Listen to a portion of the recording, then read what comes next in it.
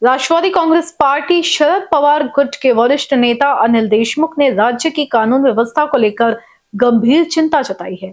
उन्होंने विभिन्न मुद्दों पर अपनी प्रतिक्रिया देते हुए सरकार को कड़े कदम उठाने की सलाह दी। एक व्यक्ति को कब्र खोदने की धमकी मिलने के मामले पर देशमुख ने कहा कि राज्य सरकार को इस मुद्दे को गंभीरता से लेना चाहिए।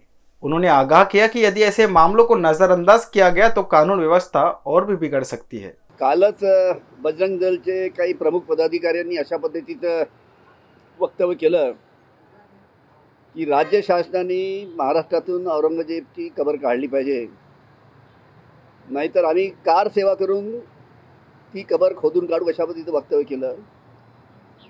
या बाबतीत शासनाने ही बाब गंभीरतेने घ्यायला पाहिजे, कारण की पहिलेच महाराष्ट्रामध्ये लॉ अँड ऑर्डरची परिस्थिती बरोबर नाही आहे आणि त्या परिस्थितीमध्ये अशी जर काही घटना घडली तर फार मोठ्या प्रमाणात कायदा सुव्यवस्थेची परिस्थिती निर्माण होऊ शकते। कपास की सरकारी खरीदी बंद होने पर अनिल देशमुख ने बजरंग दासला के बयान को दुर्भाग्यपूर्ण बताया। उन्होंने कहा कि राज्य सरकार को तुरंत हस्तक्षेप कर CCI cotton corporation of India से फिर से खरीदी शुरू करवानी चाहिए। महाराष्ट्राच्या जनतेचे अनेक प्रश्न आहेत, शेतकऱ्यांचे अनेक प्रश्न आहेत। शेतकऱ्यांच्या मालाला भाव नाही, कापसाला भाव नाही, सीसीआयची खरेदी थांबली, सोयाबीनला भाव नाही, संत्रा मोसंबीला भाव नाही, असे अनेक प्रश्न आहेत। बाकी सुद्धा जनतेचे प्रश्न असताना, कायदा सुव्यवस्थेचे प्रश्न अनेक असताना अशा पद्धतीनं बजरंग दलनी वक्तव्य करणं हे अतिशय दुर्दैवी आहे आणि त्या बाबतीत राज्य शासनाने उचित पावलं उचलली पाहिजे। उन्होंने चेताया कि कपास खरीद बंद होने से व्यापारी इसका गलत फायदा उठा सकते हैं। पहले से ही कपास के दाम कम है, जिससे किसानों की आर्थिक स्थिति और भी खराब हो जाएगी।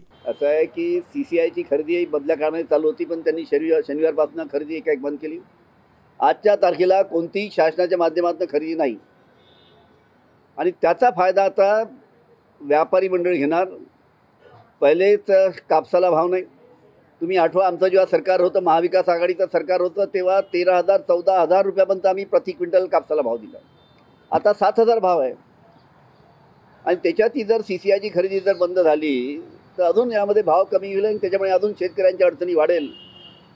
या बाबतीत सुद्धा लवकरात लवकर राज्य शासनाने कापसाची शासकीय खरेदी कशी चालू होईल आणि शेतकऱ्यांच्या कापसाला योग्य भाव कसा मिळेल यासाठी लवकरात लवकर निर्णय घ्यायला पाहिजे।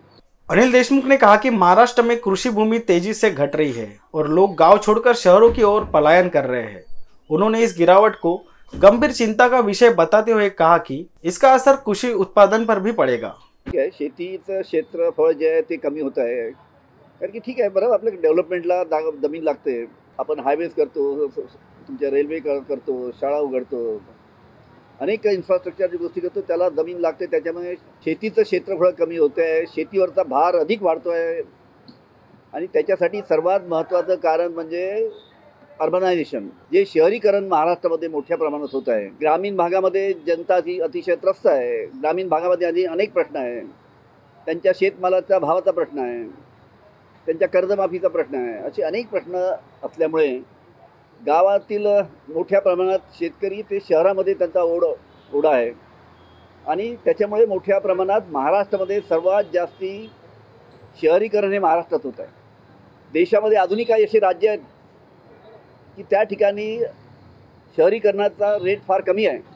त्या काही राज्यामध्ये, देशातील काही राज्यामध्ये शेतीचं क्षेत्रफळ वाढत आहे, पण आपल्या भागामध्ये शहरीकरणाच्या प्रश्नामुळे मोठ्या प्रमाणात शेतीचं क्षेत्र कमी होत आहे। त्यामुळे पुढील काळामध्ये अन्नधान्याचा प्रश्न सुद्धा त्यांना निर्माण होऊ शकतो। याच्या बाबतीत सुद्धा राज्य शासनाने योग्य तो विचार करायला पाहिजे। मुंबई में हुई बैठक का जिक्र करते हुए उन्होंने बताया कि अब फोन पर बातचीत की शुरुआत और सार्वजनिक भाषणों में जय शिवराय बोलना अनिवार्य होगा।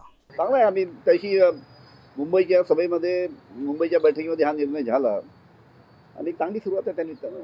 तुम्हाला सुद्धा सर्वांना जय शिवराय। भीड़ में बढ़ती गुंडागर्दी पर टिप्पणी करते हुए देशमुख ने कहा कि पहले ऐसा नहीं था, लेकिन अब वहाँ कानून व्यवस्था बिगड़ रही है। इस मुद्दे पर शरद पवार ने भी चिंता व्यक्त की है। ऐकली मी त्यांनी जी टीका केली ती ऐकली मी। आता ज्या पद्धतीनं बीडमध्ये ज्या पद्धतीनं गेल्या 4 महिन्यापासून प्रकार होत आहे, खोक्या बोक्या ठोक्या काय काय नावं आहेत त्यांची काही समजत नाही। म्हणजे इतक्या मोठ्या प्रमाणात त्या ठिकाणी गुंडगिरीचं राज्य पसरलेलं आहे। पवार साहेबांनी सुद्धा त्याच्याबद्दल चिंता व्यक्त केली की बीड जिल्हा सुरुवातीला असा कधी नव्हता, पण ज्या पद्धतीनं गुंडागर्दीचं त्या ठिकाणी आणि गुंडागर्दी करणाऱ्या लोकांना संरक्षण देण्यात येतं, आणि त्याच्यामुळे तिथे जास्ती गुंडागर्दी फोफावते, हे संपूर्ण चित्र त्या ठिकाणचं आहे. त्याचा उल्लेख सुद्धा माननीय शरद पवार साहेबांनी मंत्रियों के इस्तीफे को लेकर संजय राउत और सुप्रिया सुले के अलग अलग बयानों पर देशमुख ने चुटकी लेते हुए कहा कि सुप्रिया सुले कह रही है कि एक मंत्री जाएगा, जबकि संजय राउत कह रहे हैं कि 6 मंत्रियों की छुट्टी होगी। अब देखना होगा कि एक जाएगा या 6। सुप्रिया ताई म्हणतात एक मंत्र्याची, संजय राऊतांकडे कागदपत्र आहे ते म्हणतात 6 मंत्र्याची विकेट जाणार। आता एकाची जाणार की 6 जाणार त्यात लवकरात लवकर कळेल। अनिल देशमुख ने कहा कि कोरटकर को राज्य सरकार का संरक्षण मिला हुआ था। उन्होंने आरोप लगाया कि सरकार की ढील की वजह से पुलिस की मौजूदगी के बावजूद वह नागपुर से फरार हो गया। उन्होंने सरकार से मांग की कि अब उसका संरक्षण तुरंत वापस लिया जाए। इस दौरान राष्ट्रवादी कांग्रेस पार्टी नेताओं ने सरकार को कटघरे में खड़ा करते हुए तत्काल कार्रवाई की मांग की। प्रशांत कोरटकरला राज्य शासनाचं संरक्षण आहे याच्यावरून दिसत आहे। मी मागे बोललो होतो की जेव्हा प्रशांत कोरटकरनी वक्तव्य केलं त्यावेळेसच त्याला जर अटक नागपूरला त्याला अटक झाली असती, नागपूरच्या त्याच्या घरी पोलिसांचं संरक्षण असताना सुद्धा त्या ठिकाणी पोलीस असताना सुद्धा तो नागपुरातून फरार झाला। सर्वांना हेच आश्चर्य आहे की त्याच्या घराला पोलिसांचं संरक्षण असताना, तो घरात असताना पोलिसांच्या संरक्षणामध्ये तो फरार कसा होतो आणि ज्या पद्धतीनं न्यायालयामध्ये राज्य शासनाच्या माध्यमातून बाजू ठेवायला पाहिजे होती, जो से द्यायला पाहिजे होता राज्य शासनाच्या माध्यमातून, त्या पद्धतीची बाजू, त्या पद्धतीची कमजोर बाजू ठेवल्यामुळे त्याला कोर्टाच्या माध्यमातून त्याला दिलासा मिळाला आहे।